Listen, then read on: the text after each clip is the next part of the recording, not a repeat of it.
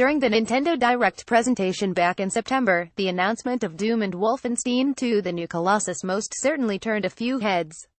Not only did the news seemingly fall out of the sky, it also questioned the possibilities of future third-party support and how capable the Nintendo Switch really is.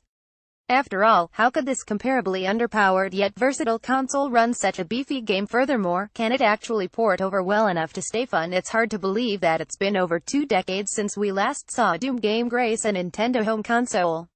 Yet, when one does drop, it always seems to surprise with the unexpected. Back in the day, very few realistically saw a SNES version of the first game to actually ever materialize, and, whilst not perfect, it did manage to find a way thanks to a custom-developed engine that made use of the Super FX2 chip.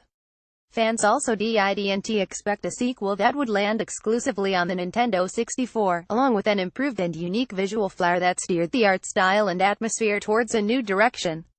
Even the Game Boy Advance in the early 2000s saw ports of the first 2 classics, allowing you to experience them both on portable for the first time.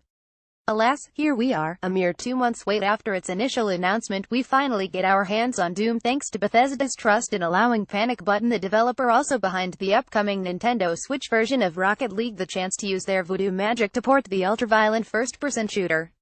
Before we delve into the gameplay itself, let's aim towards the elephant in the room with a BFG and find out what the Nintendo Switch version is really made of. Any previews that Bethesda has presented to the press have all been playable in handheld mode only. This makes perfect sense because after all, it's quite an achievement to have something like Doom finally playable on a portable device.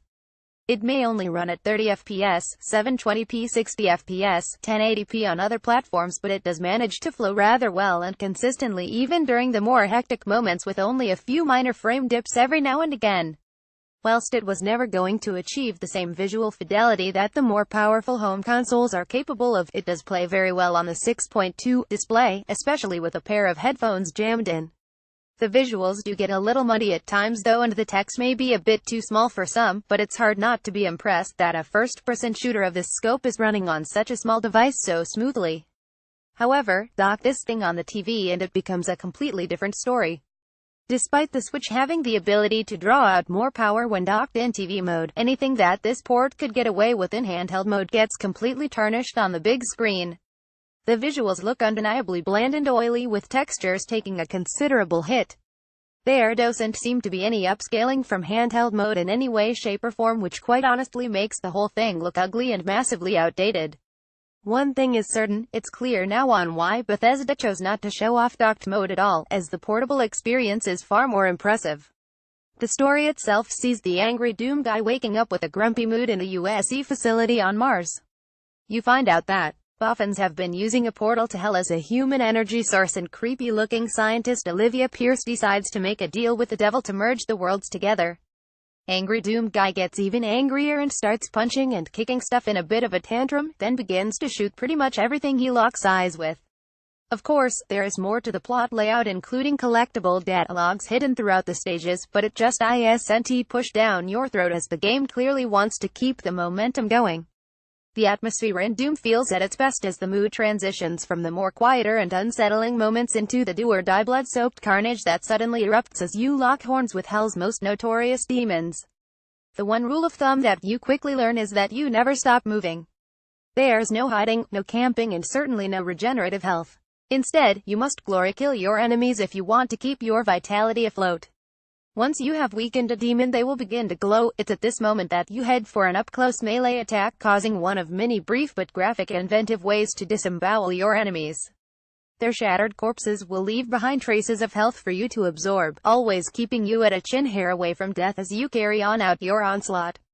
The iconic shotgun makes a mighty return, along with that satisfying click-boom sound that it's so famously known for. Your plasma rifle, assault rifle, rocket launcher among many others can be upgraded and customized by finding adorable flying little robots of which you barbarically punch in the face once you have taken from it all it's worth. The arsenal of guns you obtain is set out in a weapon wheel that slows down time while the player decides which is the right tool for the job. Doom wouldn't be Doom, of course, without that iconic chainsaw that now has its own dedicated button that, when equipped, tears open the innards of monsters, littering you with ammo like confetti. Your chainsaw uses up fuel tanks and, depending on the size of the enemy, will determine how much you use. Despite being potentially overpowered, fuel tanks are quite a rare find, so you must choose wisely for the best time to use it. In conjuring all these advantages together, along with your lightning-fast movement and the lack of a reload button, you will tear into an arena worth of hell soldiers with a seamless crimson elegance. Honestly, there's little more satisfying than feeding a cocodemon with plasma rounds before punching its eye into the back of its head. Then suddenly turning around only to see a Hell Knight stampede towards you as you draw your chainsaw, cutting it in half, topping up your ammo. You then switch to the shotgun, blast a few imps in the face, to then beat the heads off a couple of revenants using a berserker power-up. To top it off, having the benefit to do this in bed whilst the missus watches the Great British Bake Off makes these moments all the more sweeter. The loud, fast-paced music and haunting sound of this game is fantastic, with shreds of heavy metal landing perfectly on cue when the chaos hits the fan. Unfortunately, I did come across some slight audio issues during the glory kills, as certain sound effects are quite low-pitched or absent, taking some of the oomph out of the impact. Strangely, I never had this issue during arcade mode, so it could very well be a small bug that can be easily patched. The Switch version contains everything that the other versions have, except for the level crafting snap maps. This includes all the multiplayer downloadable content and the excellent arcade mode, in which you rack up a score in selected areas of the campaign based on your combo multipliers, as well as successfully meeting certain score-boosting objectives. The way numbers fly out at you as you break heads adds to the excitement and gives a real incentive to top any high scores your mates may have on the online leaderboard. If you do plan on buying a physical copy of Doom, then expect to download a 9GB update if you want to run the multiplayer component. For digital consumers, expect to be downloading about 21.3 GB for the whole kit and caboodle. Unfortunately, I couldn't test how well the online multiplayer functions due to the servers not quite being active yet, although I could practice deathmatch against bots on certain maps. The architecture of the maps themselves is set out exactly as they should be, although the visuals can blur quite significantly. I also found it pretty disappointing to see your avatar visually glitching out whilst in the lobby between matches. It's the little things like this that does make you wonder how much time Panic Button actually had before pushing Doom out of the door. It could also be the case that Bethesda wanted to keep the download size as small as possible to not deter consumers who may be put off in having to buy a large SD card to run the game. If that's the case, then it would be appreciated if an optional texture pack becomes available to download to help carry some of the weight like the later games did on last-gen consoles. Of course, it could just be the case that Doom is a much harder game to port than they initially thought. Although I'll seriously question that after playing it, as there are games already out on the Switch that do look considerably more polished. On the whole, I found Doom quite difficult game to score. It's a port that looks completely and utterly underwhelming on the TV and yet probably stands as the best first-person shooter out there that can be played natively and conveniently so well on the go.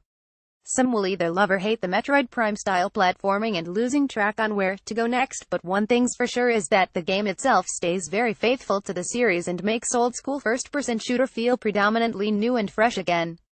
Even cranking up the difficulty feels extremely rewarding when you finally learn to successfully ride the angry waves of its kinetic flow. Bag all that up with tons of upgrades, stacks full of secrets, Easter eggs, toys, and the tricky yet hopelessly addictive rune trial challenges, and you have an immersive shooter that you can rock out to while sat on a rooftop.